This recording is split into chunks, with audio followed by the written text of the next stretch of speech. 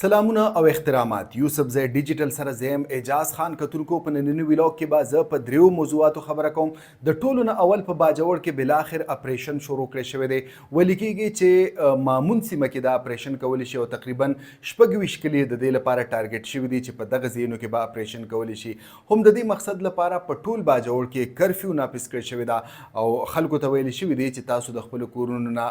مه روځئ او دا کرفیو به د 14 اګست پورې سحر 11 بجو پورې نافذ وي. کتونکو د دې نه علاوه چې څونه متاثرین دي یعنی چا چې د 3 ورځو راهسې محفوظ ځایونو ته کډې کول شروع کړي دي دغه متاثرین زیاتره د باجوړ په سپورټس کمپلیکس کې میشته دي او د دې نه علاوه د 100 پورې تعلیمي ادارې چې پکې کالجونه شامل دي دا د دې متاثرینو لپاره مختص کړي شوي دي. کتونکو زما درخواست دا دی یعنی چې څوک هم د اپریشن کوي که هغه سیکیورټي فورسز دي که پولیس دي که هغه سی ټي ډي ده یا نور ادارې دي چې د خلکو د املاکو خیال وساتلی شي د خلکو د حجرو خیال وساتلی شي د کورونو خیال وساتلی شي او دغه رنګ د خلکو چې لوی واړه کاروباري مراکز دي د دې خصوصي خیال وساتلی شي او دغه رنګ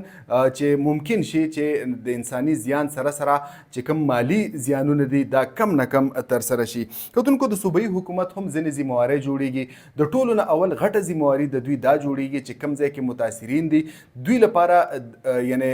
زړه پورې امداد ورسولی شي ځکه چې دا ډیر زیات تنګ شوي خلک دي دوی د اپریشنونو مخالفت کړی دی دوی پښتانه دي او دوی چې کوم دی ډیر زیات په مجبورۍ کې د دې کورونو نه راوتي دي که په یو ځای کې مثال کې طور پر 10 تروړې لګي نو په دغه ځای کې 20 تروړې رسول پکار دي چې دوی ته کم از کم دا ګیله پیدا نه شي. د دې نه علاوه چې څوک هم یعنی د چا هم کور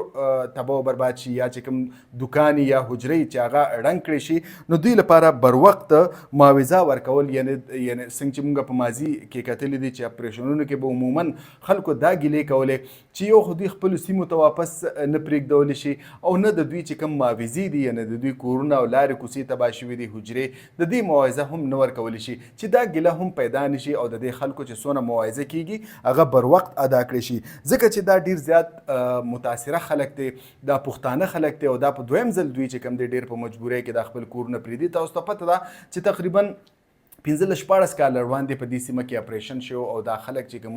ډیر په مجبورۍ کې مردان او دغه رنګ یو شمېر نورو سیمو ته راکوز شو او هلته چې کوم دی دوی په کیمپونو کې پناه اخیستې وه بیا د دې وروسته دوی خپلو سیمو ته اگر چې لاړل خو د دې اپریشن چې کوم د اپریشن چې کېده د دې نه وړاندې جرګې وشولې د خلکو رایې مخې ته راغله خلکو دا وایي چې به موږ د اپریشن مخالفت کوو یعنی د دې دا مطلب شه چې دا خلک د اپریشن نه خلاف دي. اوس په کار دا ده چې د اپریشن زر تر زره ترسره کړی شي چې د خلکو او د حکومت ترمنځ چې کومه بد اعتمادي ده دا بد اعتمادي مزید سیوا نه شي. کتونکو دویم موضوع زما سره دا ده چې په اسلام آباد کې کوم جوماتونه غورځولی شوي دي د دې خلاف د خیبر پښتونخوا اسمبلی کې قرارداد منظور کړی شوی دی دا متفقه قرارداد منظور کړی شوی دی او دا د جمعیت علما اسلام یو اقلیتي ممبر دی اسکر پرویز هغه وړاندې کړو یعنی عجیبه خبر ده په کار و چې یو مسلمان له دا په کار خو بهرحال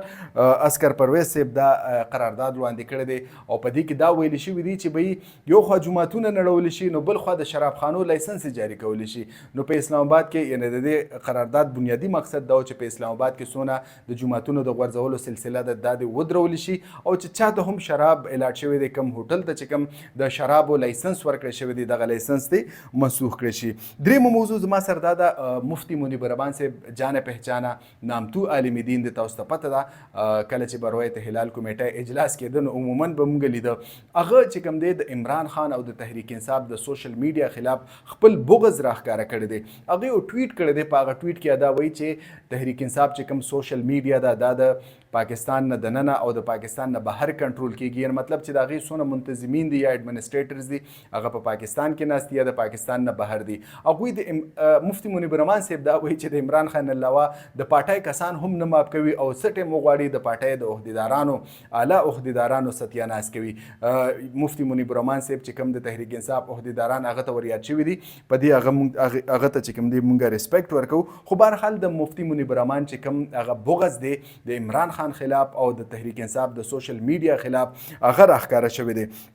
د دې نه علاوه زه بل ذکر وکم چې مفتي منیب الرحمن په دغه ټویټ کې وایي چې به د تحریک انصاف سوشل میډیا چې کوم دا دانه انفلوئنشل دا چې سړی سره عام چې کوم دی سره عام رسوا کی او سړی د دوه ټکو پاتې نشي د تحریک انصاف سوشل میډیا باره کې داغه دا خیالات دي هغه دا وایي چې دا سوشل میډیا چې کوم دا د عمران خان نه علاوه بل چاته جوابدeh نه ده او د عمران خان او د اسټابلیشمنت ترمنځ چې کوم تاوتریخوالی دی یا بد اعتمادي ده په کې د ټولو نه لوی کردار چې کوم دی د دې سوشل میډیا دی یقینا چې د مفتی منیب الرحمن د عمران خان خلاف چې کوم حسد دی بغض دی دا واضح دی تاسو ته پته چې مفتی منیب الرحمن د رویت هلال کمیټې په چیرمنشپ باندې تقریبا 10 کاله براجمان او 10 کاله دغه عہده چې کوم دا انجوای کوله او د دې تنخواه چې کوم دا د 22 ګریډ امر برابر وي او مراد یې هم د 22 ګریډ امر برابر وي نو عمران خان چې کله راغی نو د دنه دا عہده واغستله نو د هغه وخت نه را پدې خو د مفتی منیب الرحمن زړه چې کوم دی د عمران خان لپاره صفا شوی نه دی د دې نه علاوه زه بل ذکر وکم چې مفتی منیب الرحمن په خپل د امر کنټروورشل شخصیت چې هغه چرې هم د پښتنو شهادتونه نو منلي به تور چیرمن رویت هلال کمیټي هغه د پښتنو بالکل خاص کر د پیښور او د مردان او د چارسدي شهادتونه هغه بالکل نه منستل تاسو ته پته ده چې اوپیرا مولانا حسن جان صاحب څوک چې شهید شوی دی شهید مولانا حسن جان صاحب یو پیرا مفتی منیب الرحمن ته وی چې به زما سره دانه شهادتونه دي ته د اختر اعلان وکړه دا غوي چې به اوس ما اعلان کړ دی چې به په دې وخت کې مونږ اوس مزید شهادتونه ناخلو نم شهادتونه انټرټین کو نو دا دغه یو ډوبیس شخصیت او دغه دوه مخې پالیسی وا خصوصا د پښتنو خلاف او د خیبر پښتونخوا خلاف چې څومره به دغه نه کېدل هغه به کول